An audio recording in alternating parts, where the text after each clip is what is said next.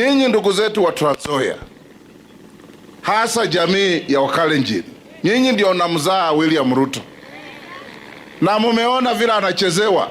The first and last line of defense ya rais wetu. Mtu akija hapa na maneno ambaye haeleweki, mwambie wewe, ngojea wakati wako ukifika utasema maneno yako. We the Kalenjin nation delayed the colonization of this country by 15 years.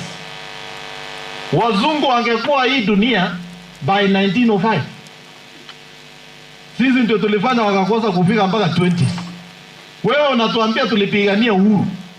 If you continue, and I want to caution the Mount Kenya nation, mukiendelea namna hiyo, we are going to do an audit of what has happened in this country for the last 10 years. So that was Moses Wetangula, probably one of the worst speakers we've ever had in Kenya, invoking tribalism. Akiambia Wakale, you must defend one of your own. You must defend Ruto despite Wizi, the deaths and every terrible thing Ruto anafanya. You must defend him because he is the leader ya Wakale, like he's doing politics like it's 1999. And he was accompanied by this other criminal, Mandago, Jackson Mandago, or like I call him Jackson Matako, who should be in prison next to Waititu. Because in case you forgot, Mandago is the same idiot who stole scholarship money in Uasin Gishu. Aliibia these poor families thousands, akiwaambia watawapeleka Finland. I don't even know how he's out here walking. And he has the cojones, he has the balls kuambia watu ati Wakikuyu mtaona hapa. Mkiendelea hivi Wakikuyu, there will be consequences. This person should be rotting in jail right now because of the scholarship scam, but he is right here next to Wetangula wakijaribu kuwarn Wakikuyu and doing all this tribalism on the main stage. This should not be happening in the year 2025. But Leo story si juu ya Jackson Matako. Leo, the focus is Wetangula. Because this clip ya yeye akianza hizo tribalism made me remember all the scandals za Wetangula. Wetangula is one of the worst speakers. Wetangula is one of the most corrupt leaders, and today we're going to look at some of the corruption that we know. So enough talking. Let's just start with the most famous corruption scandal, Wetangula, the gold scandal. In this country today, almost every household owes money to somebody. Informal lending, online lending, Shylocks, and all manner of people, Mr. Speaker, are practicing unlawfully. And Moses Masika Wetangula also owes Kenyan something, an explanation on how he is connected to the gold scam. Still, the senator is steering clear of the subject. My brother, I've told you, just know that it's going to be done. But this is why we heard almost these 5 months, Moses. If we know that they are any movement on these goals and these things of these people, believe me, any movement will be a disaster for all of you, myself is included. Because there will be none whatsoever. Take my word, my brother. Okay, so as you can see, Wetangula hadi alikuwa kwa recording. He was recorded in a conversation. First of all, he denied. He was saying, I'm not the one in the recording. There was a phone call recording where they were arguing with this guy in Dubai allegedly. So the thing was, I think the gold was supposed to come from Congo and then go to, Dubai, and somehow watu walikuwa scammed hapo, and Wetangula was mentioned together with another businessman. So already this is scandal number 1. So tuendelee na video. Authenticity of that phone call is yet to be established, but the conversation is believed to be between the Bungoma senator and an unknown businessman. Sources within the DCI say that Wetangula, who is now considered a person of interest, could be interrogated anytime from tomorrow. In 2010, Wetangula had to step aside as the Minister for Foreign Affairs over alleged misuse of public funds for several land deals outside the country. According to a parliamentary report, the then minister was in charge when Kenya lost more than 1 billion shillings in the purchase of land to host Kenya's embassy in Japan. If anybody wants a divorce, it will be messy, it will be noisy, and it will not be easy. Wetangula has recently weathered a political storm as his party Ford Kenya sought to find its place in the NASA coalition. Ford Kenya has also steered away from the fake gold scam allegations against their party leader. As investigations continue, one victim of the fake gold scam claims his life is in danger after he received threats from unknown people.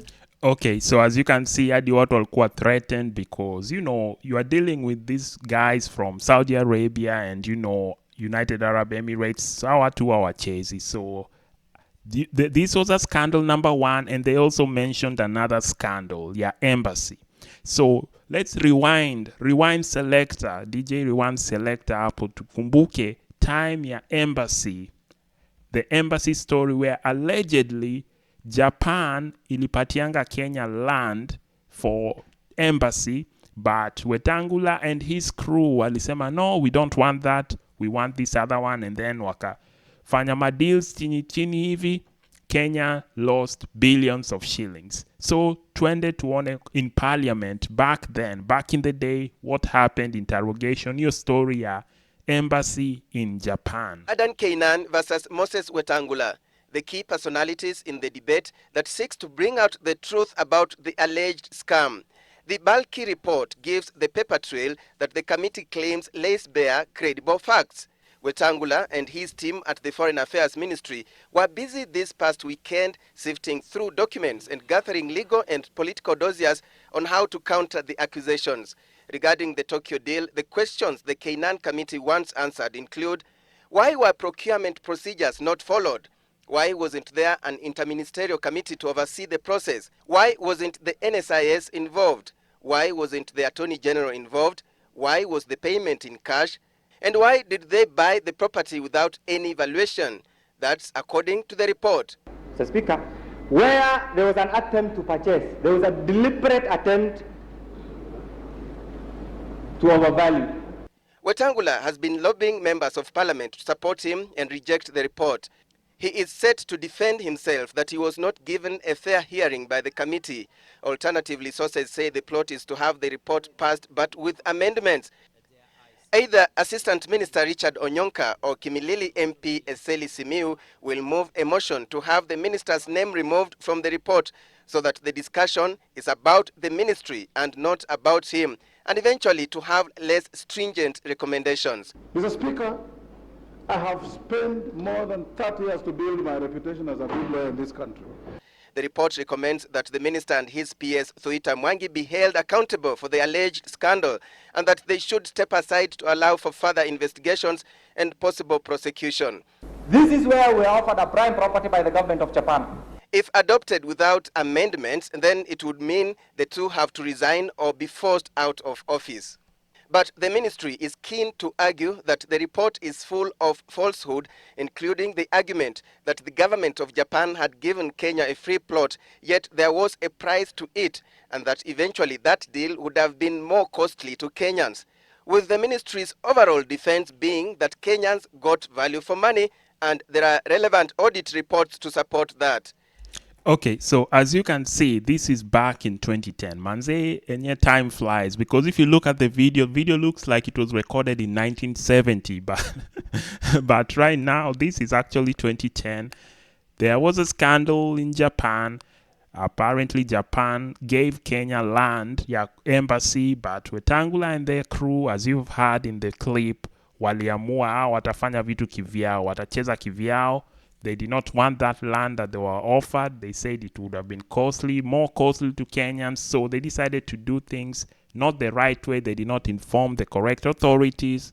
They decided to pay cash, and even the money that they paid cash was overvalued. Like, it was just scandals. So I think eventually, kwa hii case, I think he ended up resigning. I think that's what happened. But already hizo ni scandals mbili. Starting way back 2010, even though hii video inakaa kama ilirekodiwa 1970. So scandals za Wetangula ni mingi. So in fact, wacha tuone. So far we have done gold, number 1. We are now in the embassy scandal. So tuone, I came across Miguna alikuwa amezilist. And this was a long time ago. Miguna had listed the scandals. So let's look at Miguna list of Wetangula scandal tukiendeleanga na hii video. Okay, so for some reason Miguna huwa amejua hizi scandals long before everyone, or he always knows them. I don't know how he knows them, but huwa amezilist. Huwa nikifanya research yangu, I always find Miguna already posted about it. So twende kwa Miguna back in 2019. 2019 Miguna Facebook post Moses Wetangula's top 5 scams. So since we are doing Miguna, we should read it the way Miguna would say. So Moses Wetangula top 5 scams. Sold Tokyo and Abuja embassies, grabbed Turkana oil blocks, grabbed Ethics and Anti-Corruption Commission building, stole 30 billion UAE gold. Wow, sikuwa nimejua ni 30 billion. Hiyo gold scam ilikuwa 30 billion allegedly according to Miguna. So mkifanya hizo lawsuits, I'm not the one saying it, it was Miguna. Sawa. Tuendelee. BAT bribery, but he cannot be charged because Uhuru, Raila and Fred Matiang'i are partners in crime. So Miguna alikuwa amezilist hapo. Tokyo Embassy, we have already covered that. Turkana oil blocks, we have not covered. We're going to cover it. EACC building, I could not find, but we're going to keep looking. That we're going to believe Miguna alisema ukweli. Gold scandal, we have covered. BAT bribe. So, twende next clip tuone BAT bribe. Yeah. Wetangula, allegedly. Moses Wetangula is also fighting graft allegations following a BBC documentary that accused him of taking a bribe from a tobacco company. Wetangula has distanced himself from the claims, threatening to sue the BBC. But as Sam Ogina now reports, Jubilee MPs now want the Senate Minority Leader to quit his job in Parliament over this scandal. With the claims of voter bribery still hanging over the Bungoma senator's head, the BBC report has added to the political headache of the CODCO principal, who is now threatening to sue anyone linking him with these latest allegations that he received financial favors from tobacco company BAT.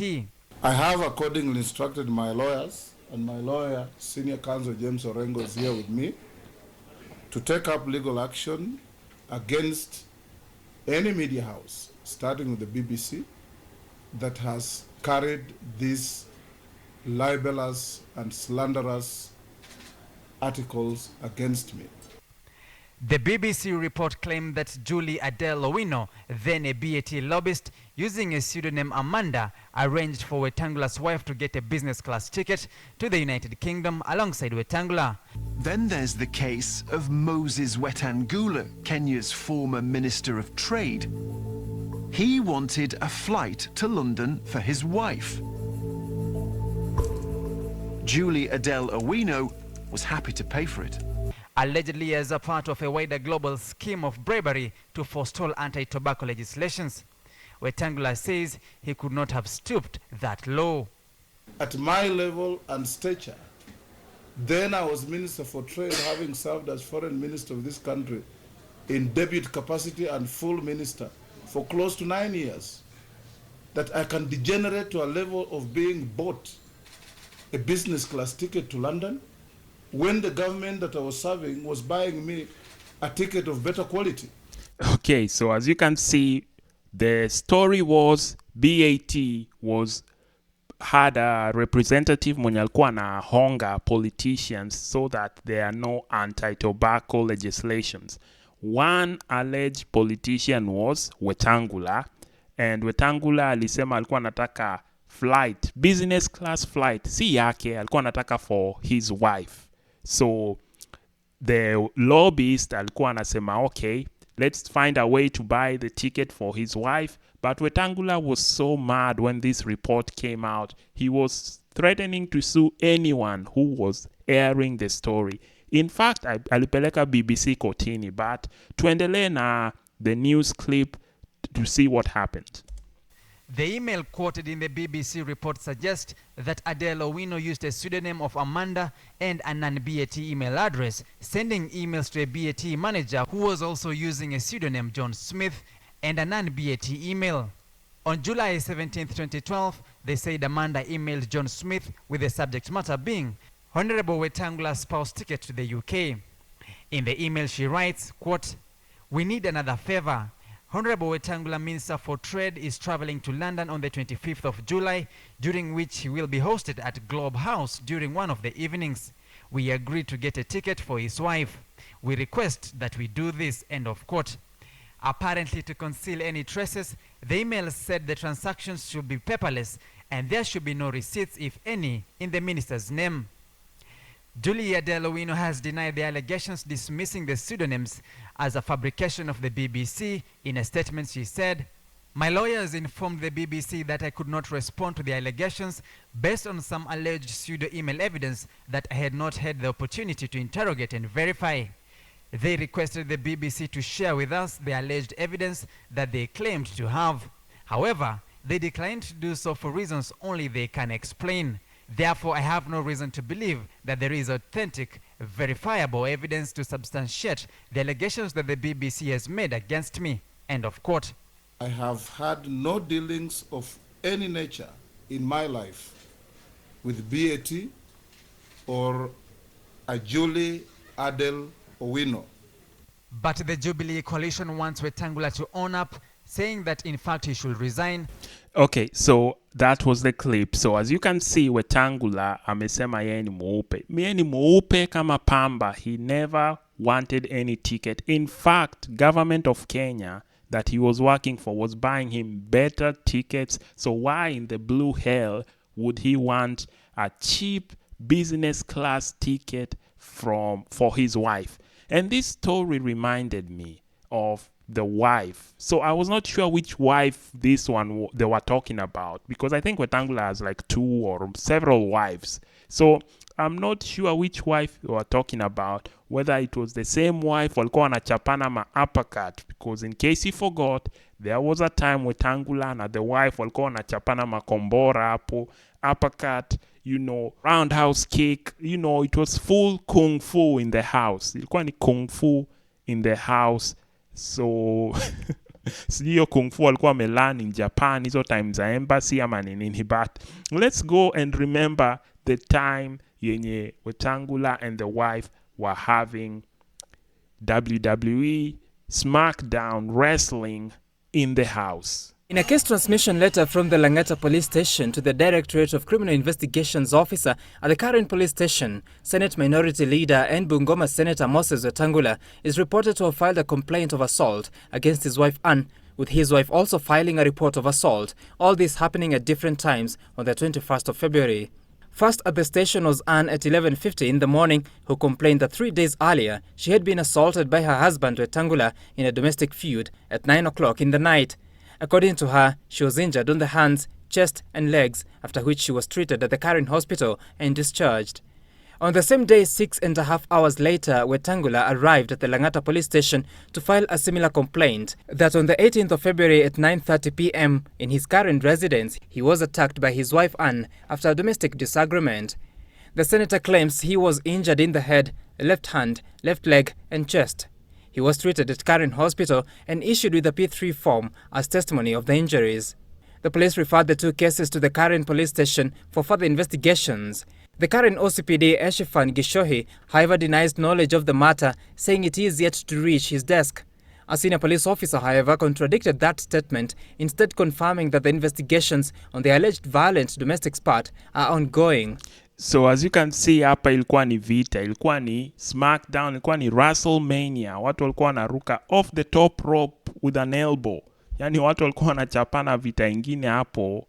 Yeah, I don't know why people do this. Kama mpendani or if I fike this level ya violence, muachane tu muende. Because hao ni watu wamezoea, you know, wana workout. In fact, hebu tuone Wetangula akichapa workout hapo, so that you can just imagine the level of vita yenye ilikuwa imepamba moto hapo. Hebu tuone Wetangula chapa gym just 1 minute tukuone ukiwa gym, so that we know so that we can imagine the level of violence hapo. Well, this particular gym was opened around 2004, 2005, and I was one of the first members to join. I use it as regularly as possible, in any case every day when I'm in Nairobi. Where there's no gym, I jog during the morning hours. Maybe 20 years plus, I've been a gym goer. I can call myself a gym addict. I do that where there's a pool, I swim. So as you can see, Wetangula ni mtu wa gym, so tafadhali msipigane. Kama mpendani wachaneni. Hizo mambo za DV hatupendi watu wakichapana kwa nyumba, tafadhali. Now back to the corruption case. The last one that we're gonna look at, corruption case, ni Turkana, because allegedly once again Wetangula, mchapa gym, papa wa Roma mwenyewe, and all the names that he has, the speaker, one of the worst speakers in Kenya, apparently was also named allegedly in another scandal of Turkana oil. So hebu tuone what he was saying time ya Turkana oil scandal. You were behind the sale of land, the one that houses or harbors the oil. I wish I did, Sarah. I would live public life and go and sit and enjoy myself. In fact, somebody else called me and asked me about it. What I learned is, first of all, you must know when I was appointed assistant minister, I retired from my law firm that I founded painfully. I founded my law firm and ran it for close to 30 years. I retired from the law firm. I learned that the law firm incorporated a company for 2 individuals, and that ended their business with it. Lawyers represent murderers. Do they become accomplices to murder? Lawyers represent robbers. Do they become accomplices to robbers? The fact that the firm bears my name doesn't mean it is me. There is a law firm called Hamilton, Harrison and Matthews. Does anybody remember who Harrison and Matthews were? There's a law firm called Dale and Figgis. Does anybody know who Dale or Figgis were? The law firm will bear my name to eternity. That is how to immortalize my presence in the profession in this country. And I have no apologies to make for lawyers who inherited my law firm acting for clients who come to them. I can't stop that. I don't go to that office. I don't practice law anymore. For your information, I've got a daughter and a son who are lawyers, but they don't even work with that law firm. My daughter practices law elsewhere. My son practices law in Melbourne, Australia. He's not even in this country. So where do I come in? You know, Kenyans must stop this habit of, the moment you see the name Sarah, it must be you. Look behind every information that you see. Okay, so apparently, background story is his law firm. Ali found a law firm because he's a lawyer by profession. As he said himself, his whole family were watoi ni lawyers. So his law firm that he had left long time represented some people wenye walikuwa kwa hii deal ya, I believe it was 800 million shillings ya land in Turkana, ya oil. So, yeah, once again, Wetangula was named in this Turkana oil thing. But yeah, anasema, the law firm just has his name. Yeah, he has done nothing. He is totally innocent. So, msimtaje kwa hizo ma oil deal. But inafaa ujiulize pia wewe, like how many times will you be named in several corruption scandals? How many times? Hizo ni ngapi zenye tunajua? Hizo ni ngapi nimesema so far? He's been named kwa gold, okay? Tumeona gold. He's been named in the embassy scandal, yeah, Japan. Apparently it was, I don't know, 1 billion Kenya lost in the embassy thing. He's been named in BAT bribery. He was allegedly asking for a plane ticket for his wife so that as he passed legislation, yeah, anti-tobacco, BAT. So this one is oil. Turkana oil. By the way, what happened to the oil walipata Turkana? Did it just disappear or what happened? Mtu ani update hapo kwa comments. But tuendelee na akijitetea vile yeye he's not responsible for anything that the law firm does regarding Turkana oil deal. I am not in oil business. I am not in gas business. Surely, if I had the 800 million, everybody would notice. I perhaps would have bought a plane to make my campaigns easy. I perhaps would have bought a building like that one out there, Barclay Plaza, and unrent and stop the hustle and bustle of Nairobi. I would perhaps be living differently. I lead a very humble life. Maybe My children go to ordinary schools like all children of other Kenyans. My children have gone through McKinney School. My daughter is in a public school called Kianda. My son went to a public school. My sons went to public schools, Tare, Alliance. Those are public schools that take children from anywhere and everywhere in this country. I am here, serving the people of Kenya. Getting into very precarious situations. I was nearly killed in Somalia twice. I was stuck in Mali the other day for a full week, very dangerously. Give me some credit for the good work I've done for this country, for heaven's sake. The property that was said to be bought in Japan, I don't even know it. I've never been to that property. I have never sat in any meeting where a discussion is taken place on acquisition of properties. And I know nothing about it. And my conscience is very clear. In fact, remember, it was when I had stepped out of office that I was elected the party leader of Ford Kenya. I'm as white as snow on that matter. Okay, so as you can see, amesema yeye ni white as snow. But hizo ni corruption ngapi amejitetea he's not involved in. Like everywhere this guy goes, corruption is following him. Allegedly. So msilete lawsuits. Allegedly. Mimi, I just look at the history and the clips. You've seen, twende kwa list tena. Gold, tumeona gold, hadi kulikuwa na recording ya gold scam. Then there was BAT bribery. Then there was, ziko mingi. So in fact, as recent as this year, Ruto, the lord of corruption, the king, the reigning undisputed king of corruption, Ruto, thief, murderer himself, was saying that MPs wanna accept corruption. There is terrible corruption in the parliamentary committees. And guess who was out defending the MPs? Moses Wetangula. Hebu tuone kwanza clip ya Ruto and then we watch Wetangula. That parliament is the center of corruption is no longer a rumor or an accusation, but a statement of fact according to President William Ruto, who used the Kenya Kwanza ODM parliamentary group meeting to vent his frustrations about the august house. There are people who are destroying the credibility of parliament. And they are collecting money in the name of parliament. And some of the time, or most of the time, that money never gets to parliament, it gets to a few people.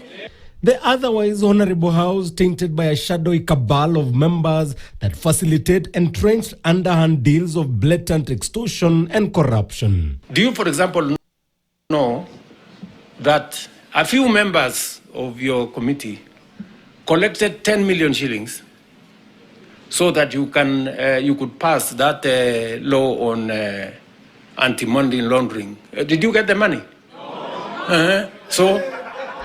Okay, so as you can see, Ruto mwenyewe, the king of all the thieves in Kenya, the lord of corruption, was saying parliament, watu walikuwa wanahongwa 10 million each for just one law. So you can just imagine, karibu every time, hiyo ni millions. Every law they pass, they're getting millions of corruption. And who is the head of parliament? I'll give you 2 seconds to think of it. 1, 2, tuiseme pamoja. Moses Wetangula. So as the speaker, What the hell does Wetangula have to say about these corruption allegations from the Lord of Corruption himself, William Ruto? Just days after President William Ruto claimed that the precincts of Parliament had become an open marketplace for anyone willing to bribe MPs, National Assembly Speaker Moses Wetangula and Leader of Minority Junet Mohammed have strongly rejected the accusations. In my view, these remain allegations, but must ignite serious soul searching on us and the nation as a whole. Okay, so that is what he said. He was once again saying it's only allegations too. Every time, I've shown you now 15 years approximately, I think 15 years of records, more than 15 years, 15, 16 years of records, Wetangula being linked to corruption. 15 years.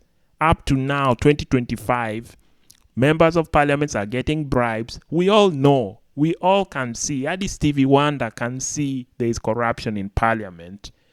And Wetangula ako hapa anatuambia those are just allegations. It doesn't happen. And we've had people saying that there is terrible corruption. We've had, who's this other woman who was kicked out of Senate? Oruoba. Oruoba ametuambia the amount of corruption going on there is insane. In fact, I'll do a video on Oruoba very soon. But this guy, the common denominator, kama mnakumbuka hesabu za high school, the common denominator ni Wetangula. He is the speaker now, one of the worst speakers we've ever had. He is there, still saying there is no corruption. These are just allegations in parliament after being named in gold, BAT, embassy scandal, like it, Turkana oil scandal. Like it is so many things to be a coincidence. Like fool me once, shame on you. Fool me twice, you know. There's something seriously messed up with this guy. There's something is not right with him. He's not a clean politician. But let him have the final word from back in the day. I want to see what his plan is for the future and what his thoughts are on these corruption things, and also to do a personal side of him, what he does on his private time. So Wetangula, take it home. And then there is the controversial bit of his tenure as Foreign Affairs Minister, allegations that have questioned his integrity behind the docket, including the Tokyo land scandal and most recently the Turkana oil land, which he is alleged to have sold. I don't want to belabor this matter. I have nothing to do with the transactions on this Turkana oil. I have no directorship in any of the companies because I don't deal in oil, I don't deal in gas, I don't deal in petroleum. And when this father of five is not being a leader and a politician, I'm a farmer. Not a serious farmer as such, but I do dairy farming, I keep poultry, I keep exotic birds like guinea fowls, I keep pigeons, and I love them. Mheshimiwa, what next for you after all this? What next? State House. State House. So he believes his final stop, his eyes is on the prize. He wants to eventually become the president of Kenya.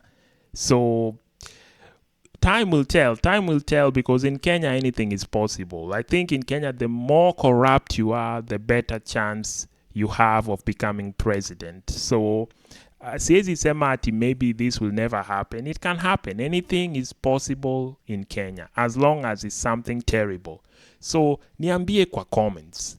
What do you think of Wetangula as a politician? What do you think of Wetangula as a speaker? Do you like the work he's doing?